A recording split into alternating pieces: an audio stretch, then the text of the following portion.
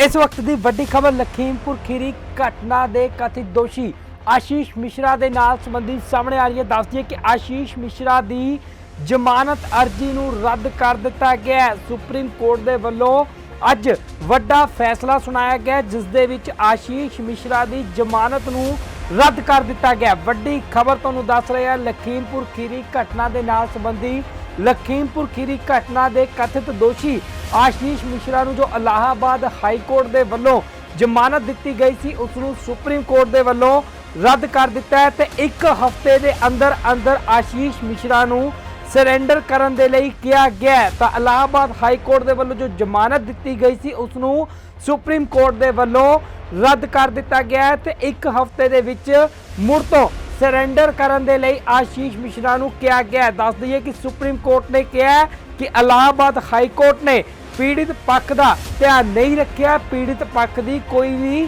सुनी नहीं गई। कोर्ट ने फैसला सुनाउण तो बाद दोबारा केस जो है वो इलाहाबाद हाई कोर्ट भेजिया ते मुड़ तो कहा कि विचारिया जाए आशीष मिश्रा की जमानत नूं। इह सुप्रीम कोर्ट के वलों किया गया है। सुप्रीम कोर्ट का कहना है कि पीड़ित पक्ष की कुछ भी नहीं सुनी गई, जिस तो बाद कोर्ट ने फैसला सुनाउण तो बाद दोबारा केस जो है वो इलाहाबाद हाई कोर्ट भेज दिता है। दस दिए कि 4 अप्रैल नूं फैसला जो है वो राखवा रख लिया गया सी। इलाहाबाद हाई कोर्ट के वलों आशीष मिश्रा नूं जो जमानत दी गई सी उस ते सुप्रीम कोर्ट ने उस समय भी सवाल चुके सर। 10 फरवरी नूं आशीष मिश्रा नूं जमानत मिली सी। लखीमपुर खीरी हिंसा मामले दे विच तुहानूं दस दिए कि 8 लोगों की जान चली गई सी। मृतक किसानां दे परिवारां ने आशीष मिश्रा की जमानत रद्द करन दे लई सुप्रीम कोर्ट दे विच अर्जी जो है वो दायर की सी, जिस दे उत्ते वड्डा फैसला सुनाया गया। इलाहाबाद हाई कोर्ट के वलों जो आशीष मिश्रा नूं जमानत मिली सी उसनूं रद्द कर दिता गया ते मुड़ तो केस जो है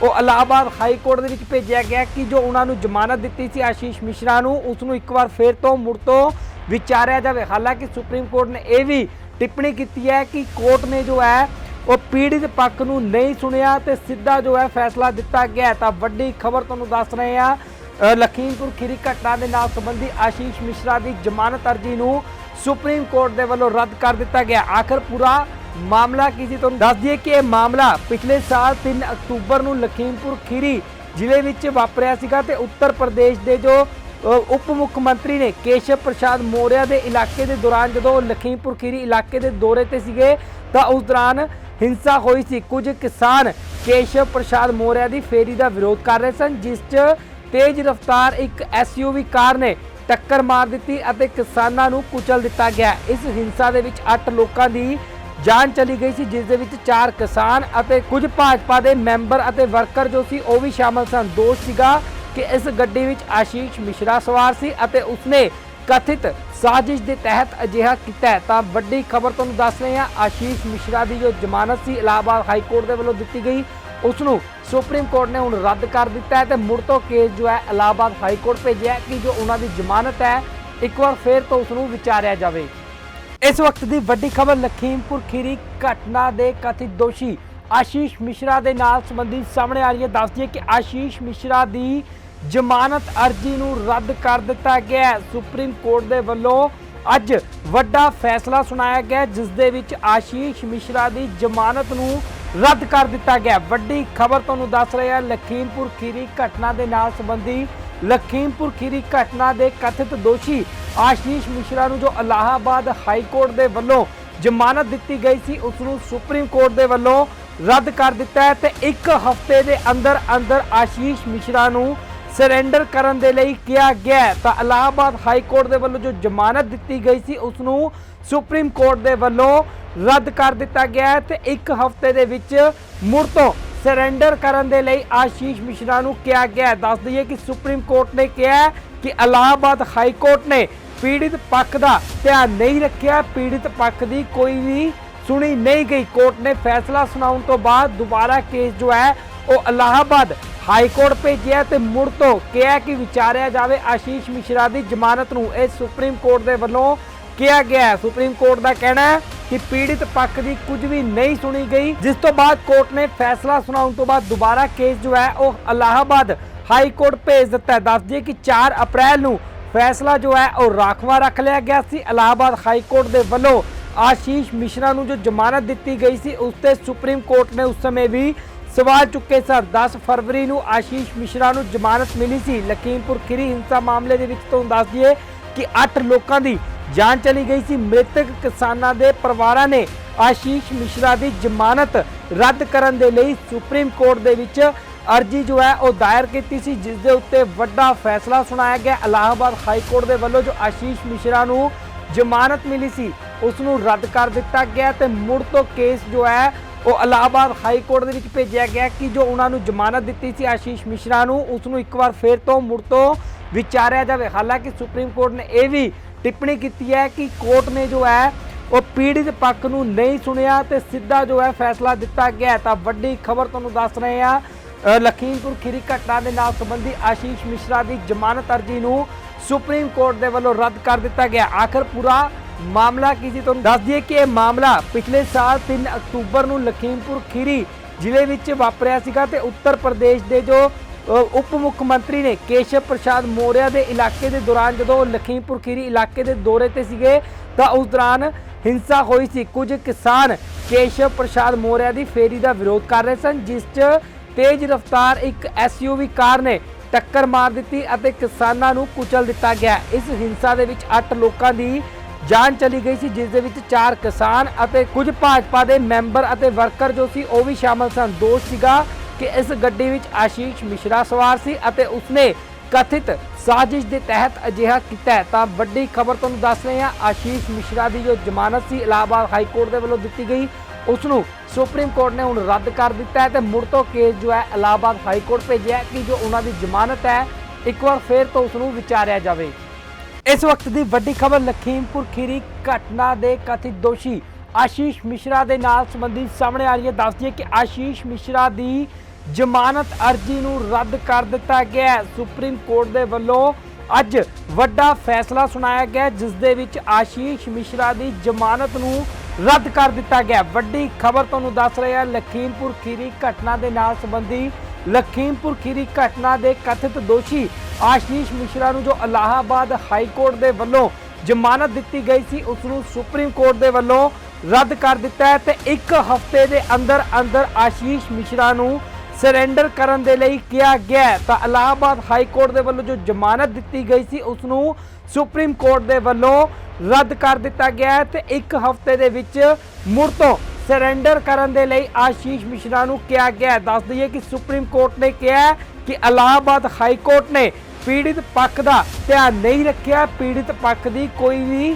सुनी नहीं गई। कोर्ट ने फैसला सुनाउण तो बाद दोबारा केस जो है वो इलाहाबाद हाई कोर्ट भेजिया तो मुड़ तो कहा कि विचारिया जाए आशीष मिश्रा की जमानत नूं। इह सुप्रीम कोर्ट के वल्लों किया गया। सुप्रीम कोर्ट का कहना है कि पीड़ित पक्ष की कुछ भी नहीं सुनी गई, जिस तो बाद कोर्ट ने फैसला सुनाउण तो बाद दोबारा केस जो है वो इलाहाबाद हाई कोर्ट भेज दिता है। दस दिए कि 4 अप्रैल नूं फैसला जो है वो राखवा रख लिया गया सी। इलाहाबाद हाई कोर्ट के वल्लों आशीष मिश्रा नूं जो जमानत दी गई सी उस ते सुप्रीम कोर्ट ने उस समय भी सवाल चुके सर। 10 फरवरी नूं आशीष मिश्रा नूं जमानत मिली सी। लखीमपुर खीरी हिंसा मामले के विच तुहानूं दस दिए कि 8 लोगों की जान चली गई सी। मृतक किसानों के परिवारों ने आशीष मिश्रा की जमानत रद्द करन दे लई सुप्रीम कोर्ट दे विच अर्जी जो है वो दायर की सी, जिस दे उत्ते वड्डा फैसला सुनाया गया। इलाहाबाद हाई कोर्ट के वल्लों जो आशीष मिश्रा नूं जमानत मिली सी उसनूं रद्द कर दिता गया। तो मुड़ तो केस जो है वो इलाहाबाद हाई कोर्ट दे विच भेजिया गया कि जो उन्होंने जमानत दी सी आशीष मिश्रा नूं उसनूं एक बार फिर तो मुड़ तो विचारिया जाए। हालांकि सुप्रीम कोर्ट ने यह भी टिप्पणी की है कि कोर्ट ने जो है वो पीड़ित पक्ष नूं नहीं सुनिया तो सीधा जो है फैसला दिता गया। तो वड्डी खबर तुहानूं दस रहे हैं, लखीमपुर खीरी घटना के नाल संबंधी आशीष मिश्रा की जमानत अर्जी नूं सुप्रीम कोर्ट के वल्लों रद्द कर दिता गया। आखिर पूरा मामला की सी तुहानूं दस दिए कि यह मामला पिछले साल 3 अक्तूबर नूं लखीमपुर खीरी जिले विच वापरिया सीगा ते उत्तर प्रदेश के जो उप मुख्यमंत्री ने केशव प्रसाद मौर्य के इलाके के दौरान जो लखीमपुर खीरी इलाके के दौरे ते सीगे तो उस दौरान हिंसा हुई सी। कुछ किसान केशव प्रसाद मौर्य की फेरी का विरोध कर रहे सन, जिस च तेज रफ्तार एक SUV कार ने टक्कर मार दी और किसानों नूं कुचल दिता गया। इस हिंसा के 8 लोगों की ਜਾਨ ਚਲੀ ਗਈ ਸੀ, ਜਿਸ ਦੇ ਵਿੱਚ 4 ਕਿਸਾਨ ਅਤੇ ਕੁਝ ਭਾਜਪਾ ਦੇ ਮੈਂਬਰ ਅਤੇ ਵਰਕਰ ਜੋ ਸੀ ਉਹ ਵੀ ਸ਼ਾਮਲ ਸਨ। ਦੋਸ਼ ਸੀਗਾ ਕਿ ਇਸ ਗੱਡੀ ਵਿੱਚ ਆਸ਼ੀਸ਼ ਮਿਸ਼ਰਾ ਸਵਾਰ ਸੀ ਅਤੇ ਉਸਨੇ ਕਥਿਤ ਸਾਜ਼ਿਸ਼ ਦੇ ਤਹਿਤ ਅਜਿਹਾ ਕੀਤਾ ਹੈ। ਤਾਂ ਵੱਡੀ ਖਬਰ ਤੁਹਾਨੂੰ ਦੱਸ ਰਹੇ ਹਾਂ, ਆਸ਼ੀਸ਼ ਮਿਸ਼ਰਾ ਦੀ ਜੋ ਜ਼ਮਾਨਤ ਸੀ ਇਲਾਹਾਬਾਦ ਹਾਈ ਕੋਰਟ ਦੇ ਵੱਲੋਂ ਦਿੱਤੀ ਗਈ, ਉਸ ਨੂੰ ਸੁਪਰੀਮ ਕੋਰਟ ਨੇ ਹੁਣ ਰੱਦ ਕਰ ਦਿੱਤਾ ਹੈ ਤੇ ਮੁੜ ਤੋਂ ਕੇਸ ਜੋ ਹੈ ਇਲਾਹਾਬਾਦ ਹਾਈ ਕੋਰਟ ਭੇਜਿਆ ਕਿ ਜੋ ਉਹਨਾਂ ਦੀ ਜ਼ਮਾਨਤ ਹੈ ਇੱਕ ਵਾਰ ਫਿਰ ਤੋਂ ਉਸ ਨੂੰ ਵਿਚਾਰਿਆ ਜਾਵੇ।